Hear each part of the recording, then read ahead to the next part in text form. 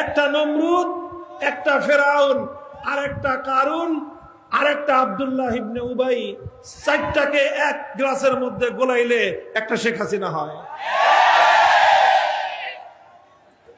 এর বিস্তারিত বর্ণনা আমার কাছে আছে, ব্যাখ্যা আছে।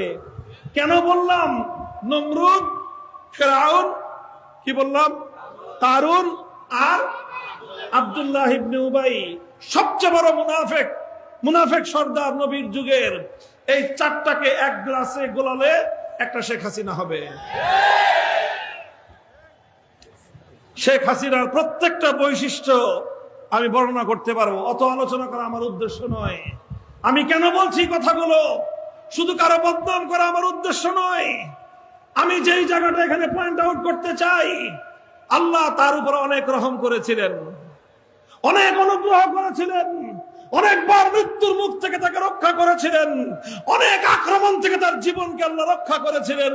কুদরতের মাধ্যমে গোটা বংশ যখন ধ্বংস হয়েছে, আল্লাহ তাকে যে কোনো ভাবেই হোক বিদেশে নিয়ে আল্লাহ তাকে সেই 15ই আগস্টের হত্যাকাণ্ড থেকে আল্লাহ তাকে রক্ষা করেছিলেন।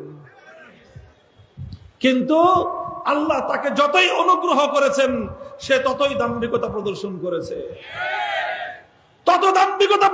করেছে, বিশ্বাস না হয়, আপনারা যারা কেরানীগঞ্জে কারাগারে গিয়েছে, যারা কারারক্ষী আছে, কেরানীগঞ্জ কারাগারে কোনদিন ডিউটি করেছে, জিজ্ঞাসা করবেন, এই যে মানবতা বিরোধী অপরাধের দোহাই দিয়ে গত 5-10 বছর যতগুলো মানুষকে গ্রেফতার করে এনেছে, কারো বয়স 80 বছর, কারো বয়স 85 বছর, কারো বয়স 90 বছর, এই 90 পর 80 পর বৃদ্ধ মানুষগুলোকে এনে মানবেতর ভাবে, অমানবিক ভাবে জেলখানার চার দেয়ালে বন্দী করে রেখেছে।